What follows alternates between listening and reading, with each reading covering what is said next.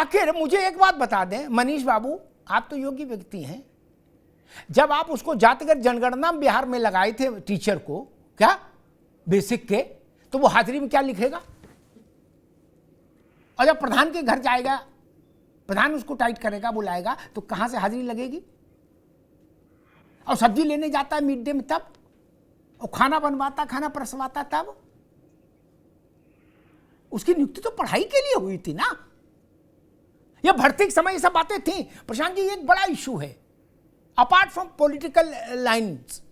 ये हमेशा मैंने देखा और इस बात के लिए मैंने हमेशा पीड़ा व्यक्त की सार्वजनिक मंचों पर कि भाई, और एक उदाहरण बताता हूं आपको। मैंने उत्तर प्रदेश की सरकार से एक बार आग्रह किया कि प्राइमरी स्कूल के जितने भी टीचर हैं, इनको सरकारी कर्मचारियों की सब सुविधाएं आप देना वो बात का बात है, आप इनको कैशलेस हेल्थ वो बीमा दे दीजिए। क्या मालूम मुझसे क्या कहा गया कि अग्निहोत्री जी, आयुष्मान बन जाता है सब गरीबों का कार्ड। आप अध्यापक को ये समझते हैं क्या? अगर अध्यापक को सरकारी बीमा मिल जाता तो कोई समस्या थी क्या? अगर राज्य के कर्मचारियों को मिल रहा है, सरकार में जो चपरासी है उसको भी बीमा मिल रहा है, लेकिन जो गुरु जी हैं, जिनको हम कहते हैं गुरु गोविंद दो खड़े काके लागू पाए, उनसे कहा तुम आयुष्मान बनवा लो। प्रशांत जी, नहीं, ये धारणा है ठीक है क्या? ये देखिए, और जो मांगे हैं उसमें कोई आपत्ति है नहीं, और जो मांगे हैं की जानी चाहिए। और योगी सरकार बनने के बाद भी बाद से 2017 के बाद से लगातार प्राइमरी विद्यालयों के कायाकल्प का अभियान स्टार्ट किया गया। 1,80,000 से अधिक विद्यालयों का इंफ्रास्ट्रक्चर डेवलप किया गया। 2 करोड़ लगभग छात्रों को 1200 रुपये उनके लिए यूनिफॉर्म के लिए दिया जाता है। अन्य सारी सुविधाएं भी दी जा रही है, विकास भी लगातार हुआ है। ये अन्य जो आप जैसे स्वास्थ्य की मांग है, ये सारी हो रही है। और जहाँ तक कर्मचारियों की बात है, कुछ हमसे नाराजगी चाहे केंद्र सरकार से, राज्य सरकार से इसलिए भी रहती है कि थोड़ी सी सख्ती हुई है। अब जो है पहले की तरह ऐसा नहीं होता। पहले बहुत सारे ऐसे न्यूज में आते थे कि भाई शिक्षक कहीं और बैठा, उसकी अपनी जगह पे दूसरा भी पढ़ाता था। 20-20 साल तक लोगों ने पढ़ाया है, बाद में ऐसे मामले पकड़े गए, लेकिन अब वो चीजें मक्कारी बंद हो गई है। तो इस चुनाव में भी सरकारी कर्मचारियों को तो रहा है नाराजगी, क्योंकि एक माइंडसेट ये बन गया है। और मैं इससे पहले बता दूं, मेरे घर में स्वयं 3 लोग टीचर हैं, तो और मैं हर चीज जानता हूँ। मैं उसी बैकग्राउंड से हूँ, मेरा किसी पक्ष की बात नहीं, ना ही मैं सरकार का पक्ष ले रहा हूँ। लेकिन एक मानसिकता बन गई है कि हम एक बार सरकारी नौकरी पे आ जाएं और सरकार हमें 60 साल तक दमाद बना करके रखे। तो ये स्थितियां अभी तक चली आ रही है। अब सरकार ने थोड़ी सख्ती दिखानी चालू की। केंद्रीय कर्मचारियों को भी यही रोना है कि सुबह 9:30 बजे आके पंचिंग करना पड़ता है। भाई, जब आपको सैलरी मिल रही है तो आपको पंचिंग करने में और पूरा समय देने में क्या आपत्ति है? बैंकों में आप पहले सीआई में चले जाइए, जब भी जाइए बोले लंच के बाद आना। तो प्राइमरी शिक्षकों में समझ रहा हूँ कुछ बेसिक समस्याएं हैं, उनको एड्रेस किया जाना चाहिए। लेकिन जहां तक ये अटेंडेंस वाला बात है, तो कोई इतना बड़ा मुद्दा नहीं है कि इसको इतना हल्ला मचाया जाए। तो अगर आप सैलरी लेते हैं तो आपको सरकार के नियमों का पालन भी करना चाहिए। आपको पढ़ाने के लिए सैलरी मिलती है, उसको आप एडजस्ट करिए। गाँव स्कूल तो देखिए, प्राइमरी स्कूल गाँव में ही होगा, उसका सड़क भी खराब हो, पानी भी भरा हो, और वो गरीब बच्चों के लिए पढ़ाने के लिए स्कूल बने हुए हैं। आप अगर रहेंगे शहरों में और विद्यालय आपका गाँव में है, तो ये तो थोड़ी बहुत समस्याएं आएंगी। फिर आप गाँव में रहिए। पुलिस वाले की भी तो पोस्टिंग 500 किलोमीटर होती है, वो तो नहीं करता, उसको तो नहीं मिलती है 30 दिन की छुट्टी, उसकी तो 24 घंटे की ड्यूटी होती है। हाँ, ये बात है कि हाँ, पुलिस वाले से एक अध्यापक अधिक उसका स्टेटस अच्छा होता है, पढ़ा लिखा व्यक्ति होता है, उसका सम्मान होना चाहिए। लेकिन इतना भी इसको एक तरीके से इशू बनाना, मैं नहीं समझता हूँ कि ऐसा कोई है। ठीक जी, शिक्षा का करना है, ठीक, अभी रुकना होगा। मैं एक बात, ठीक है, सरकार निर्णय लेगी जी। मैं एक बात कहता हूँ, भाजपा भी कह रही है कि बुनियादी जो समस्याएं हैं उन पर चर्चा होनी चाहिए, वो पूरी होनी चाहिए। मैं कहता हूं कि थोड़ा चक्के को घुमा लो मनीष बाबू। नहीं, पहले बुनियादी समस्याएं समाप्त कर देते, जिनको आप भी मान रहे हो कि हाँ ये समस्याएं हैं, फिर ये अटेंडेंस लागू कर देते। नहीं, क्या समस्या थी? पुलिस पकड़ लेती, या उत्तर प्रदेश में कंपन हो जाता, ये गंगा सूख जाती, हिमालय दरक जाता, क्या हो जाता? बताओ भैया मनीष बाबू, पहले ही झंझट खत्म हो जाते। पहले एक आदेश हो जाता कि भाई 6 महीने के भीतर सारे महिला अध्यापक जो हैं वो समायोजित होंगे 10 किलोमीटर के रेडियस में या 15 किलोमीटर के रेडियस में। क्या तो विजय बंदूक पास कहने को तो नहीं बचता बाद में? सारे बेसिक शिक्षा के अध्यापक राज्य कर्मचारी के समतुल्य स्वास्थ्य बीमा पाएंगे।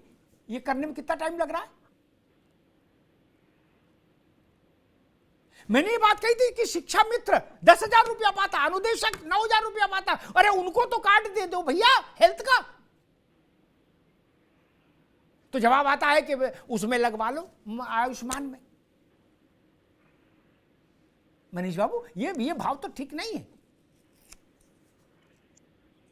अध्यापक को क्या आप लेबर चौक पर खड़ा लेबर बनाना चाहते हैं? मनीष जी, साहब जी, आप बिल्कुल ठीक कह रहे हैं। इन सारी समस्याओं पे जरूर डिस्कशन होना चाहिए। सरकार को ये ध्यान रखना चाहिए था, इन सुविधाओं पे काम करने के बाद ये आदेश लाना चाहिए था। लेकिन मैं फिर एक चीज कहना चाहूंगा, जैसे विजय जी अभी कह रहे थे कि टीचर इसमें कोई विरोध नहीं कर रहे हैं, सब जा रहे हैं, सब पढ़ा रहे हैं, काली पट्टी बांध रहे हैं बस, और रजिस्टर में साइन भी कर रहे हैं। तो क्या 6 लाख में से कुछ भी ऐसे टीचर नहीं है जो डिजिटली साइन करके सरकार को ये समस्या बता सकते हैं कि जहाँ पे सुविधाएं अवेलेबल है वहां पे हम कर रहे हैं, जहाँ पे नहीं अवेलेबल है आप वहां पे काम करिए। लेकिन 6 लाख में से एक भी आदमी उस पर साइन नहीं कर रहा, जैसा रिपोर्ट आ रही है आज के दिन में। तो क्या कोई भी टीचर ऐसा नहीं है जो डिजिटल साइन नहीं कर सकता? आपको सरकार से रुकिए, उनकी बात आ जाए जी। मैं ये चाहता, मेरी मंशा ये है कि टीचर अगर इस तरीके से करके अपना विरोध प्रदर्शित करेंगे तो क्या वो एक अच्छा तरीका नहीं होगा कि इन 6 लाख लोगों में से हमने कर दिया, बाकियों को नहीं है, वो नहीं कर पा रहे। मनीष जी ने शुरुआत में कहा था कि डिजिटल पूरा देश हो गया, धनिया भी डिजिटली खरीदा जा रहा है, आलू और मेथी भी डिजिटली खरीदा जा रहा है। उनकी तर्क ठीक हो सकता है, लेकिन वो वैकल्पिक है। मेरे जैसे लोगों को भी आप खरीदारी करने से रोक नहीं सकते। मैं तो डिजिटल नहीं करता, मैं तो भैया जेब में 10 रुपया 20 रुपया 50 जो इतना सामान लेना लेके निकलता हूं, ले आता हूं। मुझे पुलिस नहीं पकड़ सकती। यहां कंपल्शन है मेरे भाई, इसकी उससे तुलना कैसे कर देंगे आप? कुछ लोग बहन को नेक देते हैं रक्षाबंधन पर, फोन से फोन में ट्रांसफर कर देते हैं। मैं तो भाई लिफाफे में रख के पांव छू के देता हूं। ऐसा तो नहीं कि मुझे संसद से कानून बना के रोक देगा। लेकिन ये आपने कह दिया ना, सब पर लागू सैलरी तभी बनेगी जब ऐसा करेंगे। ये अपरिहार्यता हो गई, इसलिए उसकी तुलना इससे मत करिए। और डिजिटल भी एक दिन में नहीं आया ना मेरे भाई, भारत में बरसों लग गए सीखने में, समझने में, चलने में, करने में। और क्या ये सच नहीं है कि आज भी बहुत सी जगह वो कहते भाई साहब हो नहीं रहा? एक उदाहरण देता हूं, फिर विजय जी के पास जाऊंगा। नोएडा तो उत्तर प्रदेश का सबसे सरसब्ज इलाका है, इससे ज्यादा सरसब्ज तो लखनऊ भी नहीं प्रशांत बाबू। इसमें कई मॉल ऐसे हैं जिनमें सामान लेने के बाद आप जाते हो, काउंटर है जो जहां पेमेंट होता। क्या मैं 2-3 बार फंस चुका। हम गए, हमारे साथ में हमारी श्रीमती जी, तो वो अपने मोबाइल से बार बार वो क्या QR कोड होता, क्या करे, वो वहां नेट ही नहीं चल रहा, क्या बवाल मचा है। मैंने कहा भाई साहब या तो सामान वापस ले लो, नहीं नगद पैसा लो, ये ड्रामा बंद करो, उठाओ यहां से। आप क्या सामान लेना गुनाह हो गया? ये तो नोएडा का बता रहा हूं। आप कह रहे हो खिमसेपुर में भी बिल्कुल बुलंद चल रहा है मामला। ऐसा ना समझाओ। विजय बंधु जी कहा जा रहा है कि भाई नौकरी करनी है तो आप सरकार के कर्मचारी हैं, सरकार की बात मानिए, सरकार के आदेश का उल्लंघन मत करिए। जी, जो मेरा काम है हम उसको कर रहे हैं, शिक्षण कार्य हमारा चल रहा है, हम सब सारे अध्यापक स्कूल पहुंच रहे हैं। लेकिन मनीष जी को एक बात समझना चाहिए, और शायद ये उस पक्ष को नहीं देखे कि अगर चलो ठीक है आपकी व्यवस्था बहुत अच्छी होती है, आपकी व्यवस्था बहुत शानदार सुचारू चलती है, 6 के 6 लाख लोग में एक भी इस मुद्दे के साथ नहीं। इसका मतलब आपको भी समझना चाहिए कि इतना बड़ा मास एक साथ खड़ा है। 3 दिन हो गए शासन की तरफ से कोई वार्ता तक नहीं की जा रही है कि एक प्रतिनिधिमंडल बुलाएं, बैठे, बात करें। 3 दिन लगातार जीरो अटेंडेंस ऑनलाइन में है। उसके बाद भी तानाशाही देखिए कि एक भी वार्ता करने को कोई तैयार नहीं है, पहली चीज। दूसरी चीज अभी प्रशांत भाई ने बोला प्रशांत भाई ने बोला, आपने हमको शिक्षक को बख्शीश नहीं बनाया है प्रशांत जी। हमने अपनी योग्यता, क्षमता, पढ़ाई लिखाई और तमाम सरकार की जो नियमावली थी उस पर आकर तो हम शिक्षक बने हैं। आपने बख्शीश में हमको शिक्षक नहीं बनाया है। इस बात को आप हमको भ्रम न दीजिए। हम अपनी योग्यता लेके आए हैं, अपनी क्षमता से आए हैं, किसी के एहसानमंदी में नहीं आए हैं, शिक्षक बने हैं।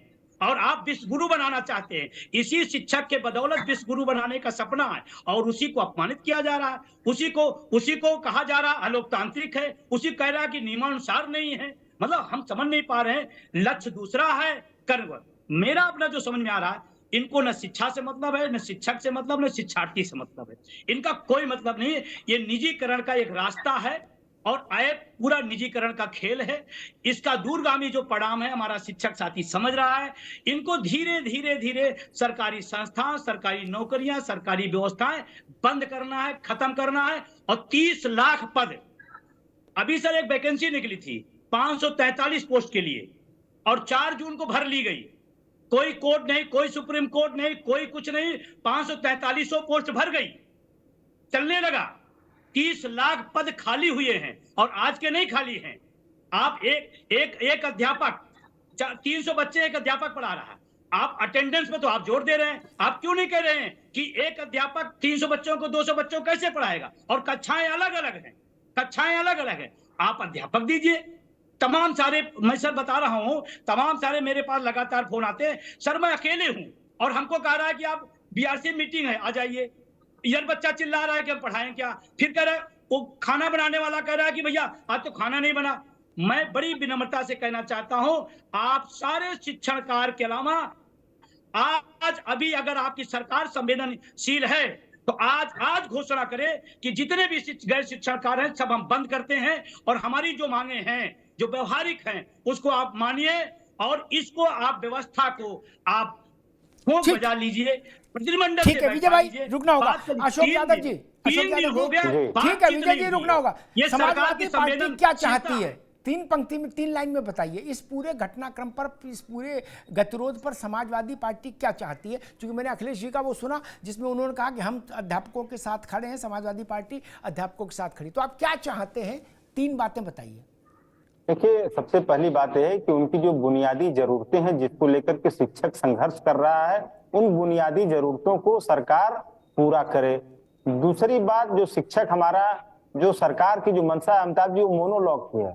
वो सिर्फ सुनाते हैं, डायलॉग नहीं पसंद सरकार को। तो सरकार को डायलॉग करना चाहिए, शिक्षकों से बात करना चाहिए और बात करके उनकी समस्याओं को सुन के फिर आगे जो भी उचित कदम हो उसको उठाएं। और तीसरी बात जो है कि शिक्षकों का जो शोषण हो रहा, जो आपने कहा कि 27, मुझे नहीं पता था कि अन्य 27 काम शिक्षकों से लिए जाते हैं। हम लोगों को तो 5, 7, 10 पता था। तो इतना अगर ज्यादा उनका शोषण हो रहा है तो उसमें भी सरकार को सोचना चाहिए कि शिक्षक है और उसको जो 27 काम ले रही सरकार, उससे छोड़ के सिर्फ टीचिंग का काम उससे ले सरकार। ये सारी चीजें हैं अमिताभ जी। तो हमारी मांग यही है कि शिक्षकों का शोषण कम से कम सरकार न करे, क्योंकि यही समाज में बुनियादी जो ढांचा तैयार करता है शिक्षक, और उस शिक्षकों के ऊपर अगर इस तरह शोषण होगा अमिताभ जी, तो फिर बुनियादी ढांचा भी छिन्न भिन्न हो जाएगा देश और प्रदेश का। जी प्रशांत जी, बाकी सब मांगों पर तो चलो चर्चा पर चर्चा होगी, लेकिन एक बुनियादी बात कि अध्यापक, बेसिक नैसर्गिक बात है कि अध्यापक का मतलब अध्यापन, ठीक? इस लक्ष्मण रेखा को फिर से रेखांकित कर सकती है क्या सरकार अभी, आज ही शाम को? आदेश तो कभी भी निकल सकता है कि कल से उत्तर प्रदेश भर में समस्त गैर शिक्षण कार्य सरकार के स्कूलों में प्रतिबंधित। यहां यह कदम इसलिए जरूरी है कि यहां से हम अध्यापक को यह भरोसा दिला पाएंगे कि हम आपकी गरिमा के लिए चिंतित हैं।